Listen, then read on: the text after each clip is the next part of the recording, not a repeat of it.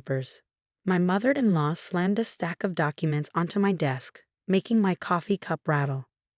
Her face wore that familiar look of contempt I'd grown used to over the past 5 years. I'm Amanda Chen, 35 years old, and I own one of the most successful tech consulting firms in our city.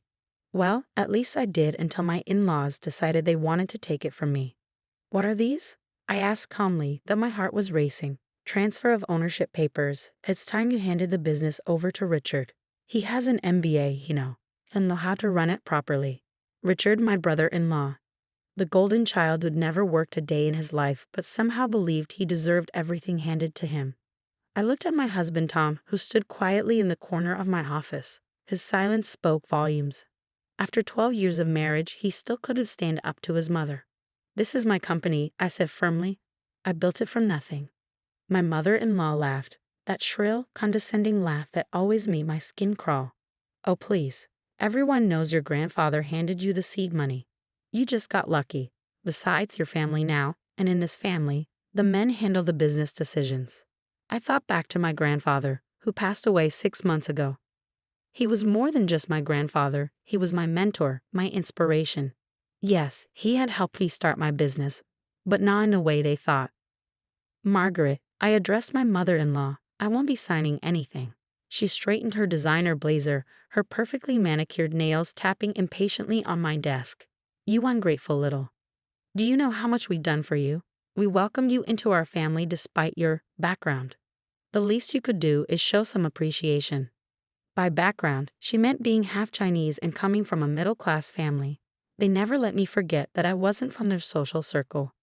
Mom, Tom finally spoke up, but his voice was weak. Maybe we should discuss this at home. No, Thomas. I've had enough of your wife's attitude. Either she signs the papers or what? I asked, my voice steady.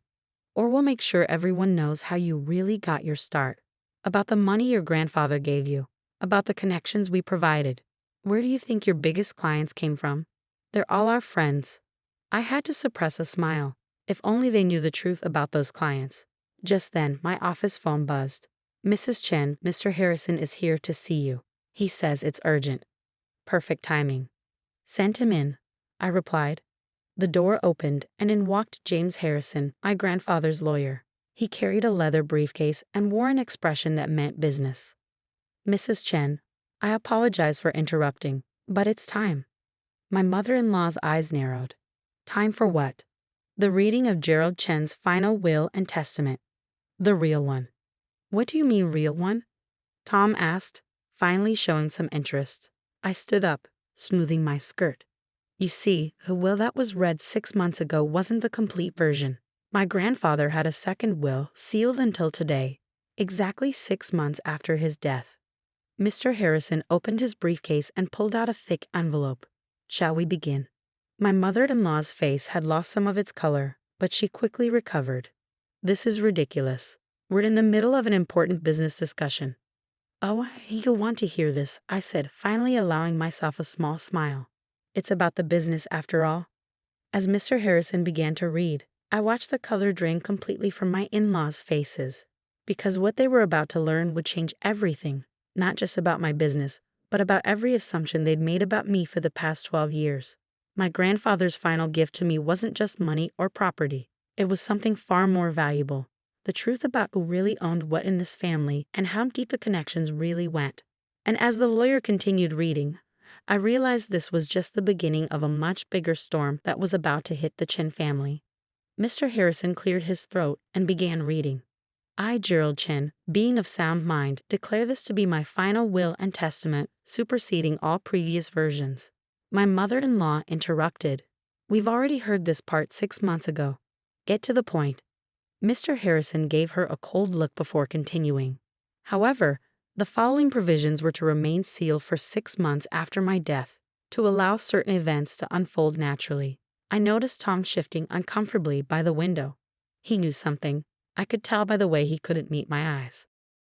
To my granddaughter, Amanda Chen, I leave not only my personal fortune as previously stated, but also reveal the following. The Chen Global Holdings, currently believed to be owned by the Chen family, has been under my majority ownership for the past 20 years. The silence in the room was deafening. My mother-in-law's face turned an interesting shade of purple. That's impossible. My husband built that company. Actually, Margaret, I finally spoke up. Your husband nearly bankrupted it in 2003. My grandfather stepped in and bought 67% of the shares, saving it from collapse. He kept it quiet to spare your family's reputation. You're lying, she shrieked. Mr. Harrison pulled out another document. I have the original purchase agreements here, along with 20 years of board meeting minutes. Tom finally found his voice. Dad told me something about this last year. He made me promise not to tell anyone. I turned to him, hurt flooding my chest. You knew? All this time? I didn't know everything. Just that there was some deal with your grandfather. Mr. Harrison continued reading. Furthermore, all clients currently associated with Chen Global Holdings were originally contacted and secured through my personal business network, not through the Chen family connections as they have claimed. My mother-in-law sank into a chair, her designer blazer wrinkled and her perfect hair coming undone. The final revelation, Mr. Harrison read, concerns the tech consulting firm owned by my granddaughter, Amanda. While I did provide initial guidance, I never gave her any seed money. She built it entirely on her own merit, securing loans and investors through her own business plan and reputation. I remembered those early days, the countless pitches, the late nights, the rejected applications. My grandfather had insisted I do it on my own, saying true respect comes from what you build yourself. However, Mr. Harrison continued, I did secretly arrange for her firm to be given fair consideration by several major clients. The same clients the Chen family has been taking credit for providing. I wanted to see if she could maintain and grow those relationships on her own merit. The results speak for themselves. Richard burst into the office then, his face red with anger. This is ridiculous. You can't just come in here and claim our family company. I stayed calm. The ownership documents prove everything. Your father has known the truth for 20 years. Dad would never. Your father signed the papers himself. Mr. Harrison interjected, pulling out more documents. In fact, he left additional instructions to be revealed today. He produced another envelope. This letter is from Howard Chen, written 3 months ago. My mother-in-law's head snapped up. Howard wrote a letter. Mr. Harrison began reading. To my family, if you're hearing this, it means Gerald's will has been revealed. Everything he said is true. I made terrible business decisions 20 years ago, and he saved not just our company, but our family's reputation. In return, I promised to keep his majority ownership secret and to watch over his granddaughter when she married my son. Tom moved closer to me, his face pale. Dad never said. The letter continued, I've watched Amanda build her business from nothing. While my family treated her as an outsider, I saw what Gerald saw. A brilliant businesswoman who earned every bit of her success. I was too much of a coward to stand up to my wife and son's prejudices, and for that, I am deeply ashamed. Tears were rolling down my cheeks now. Howard, my father-in-law, had always been quiet, but I'd never known he felt this way. Therefore, Mr. Harrison read, I, Howard Chen, hereby announce my retirement as CEO of Chen Global Holdings, effective immediately upon the reading of this letter. I recommend Amanda Chen as my successor, subject to board approval, which Gerald's majority share will ensure. The room erupted in chaos. This is outrageous, my mother-in-law screamed. Richard knocked over a chair. She can't run both companies. Actually, I said quietly, I can. I've been preparing for this for the past 6 months. My company's management team is ready to take over day-to-day operations while I focus on Chen Global Holdings. Tom stared at me. You knew? All this time you knew? I found out the day after grandfather died. He left me a private letter explaining everything. He wanted me to wait, to let the truth come out naturally, to give everyone a chance to show their true colors. My mother-in-law stood up, straightening her blazer one final time. This isn't over. We'll fight this in court. Mr. Harrison smiled for the first time. You can certainly try, Mrs. Chen.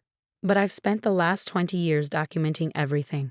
Every insult, every attempt to undermine Amanda, every discriminatory comment, all documented and witnessed. Do you really want that becoming public record? She froze.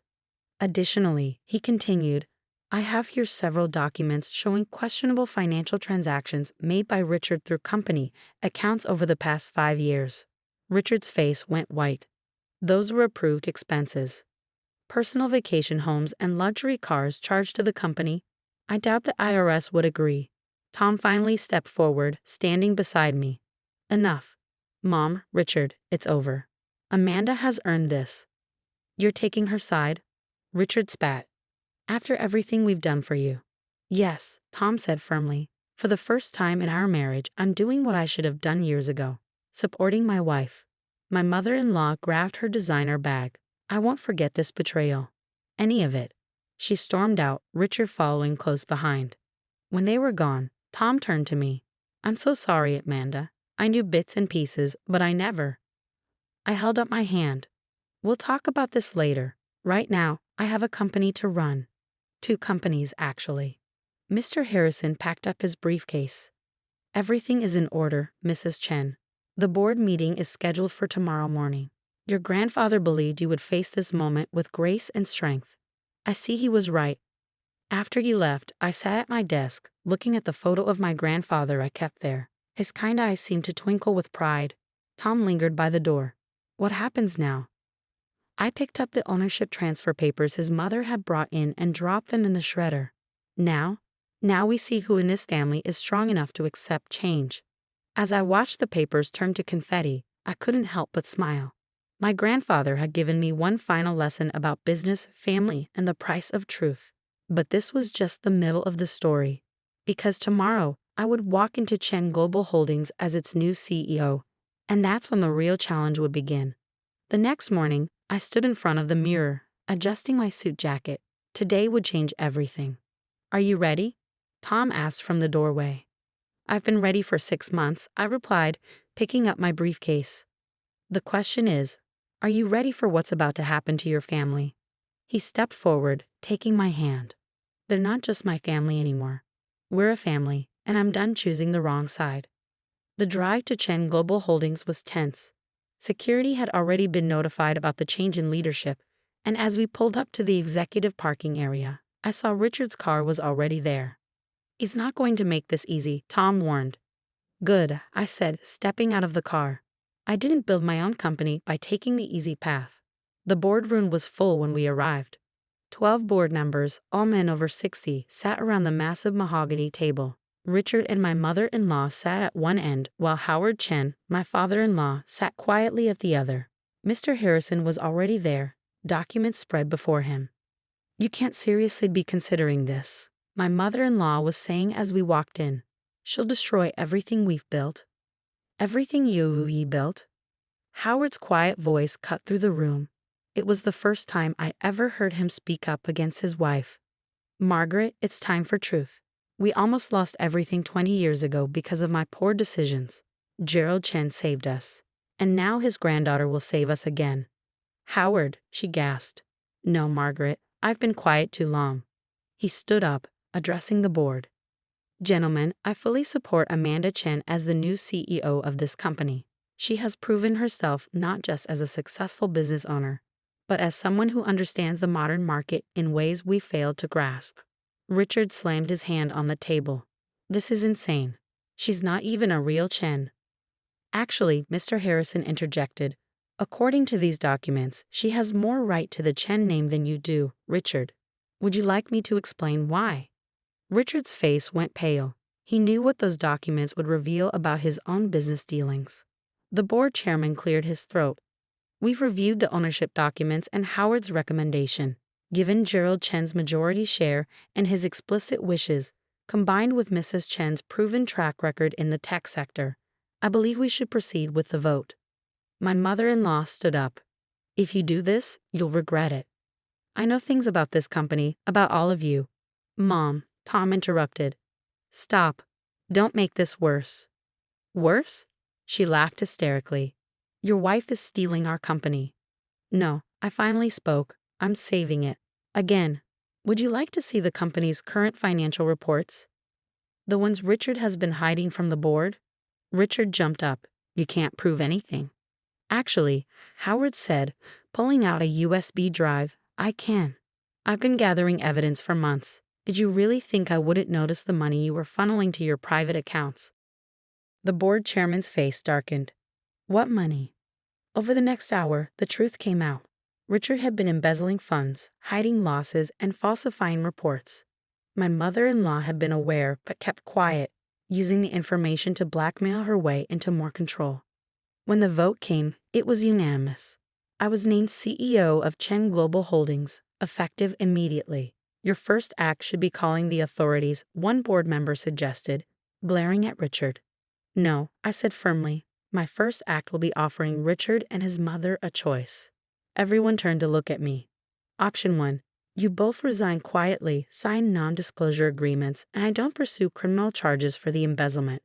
You'll retain your personal shares but have no operational control. And option 2, Richard asked, his voice shaking. I turn everything over to the FBI. Every transaction, every hidden account, every piece of evidence Howard and my grandfather collected, your choice. My mother-in-law's facade finally cracked. You would show mercy. After everything? I'm not doing it for you, I replied. I'm doing it for this company, its employees, and its legacy. A public scandal helps no one. They took option 1, of course. Richard and my mother-in-law left the building that day, never to return. The press release simply stated they had chosen to pursue other opportunities. Over the next year, I reorganized both companies, merging my tech consulting firm's innovation with Chen Global's resources. Profits doubled.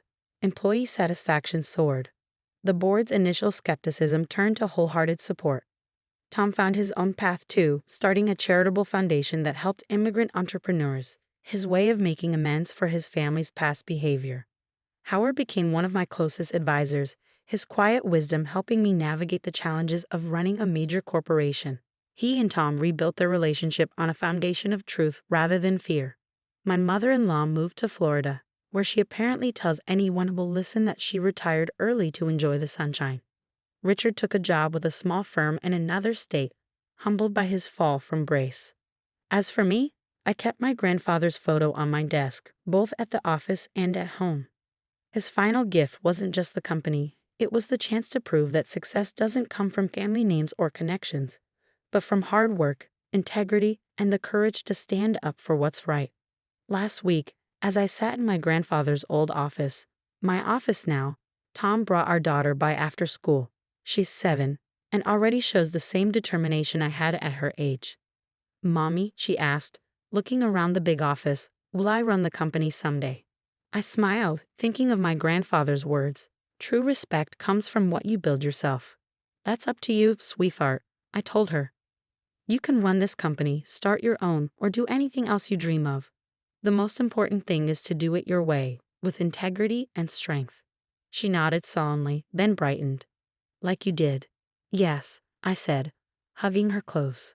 Exactly like that. After they left, I looked out over the city skyline, thinking about how much had changed in just 1 year. Sometimes the hardest battles aren't fought in boardrooms or with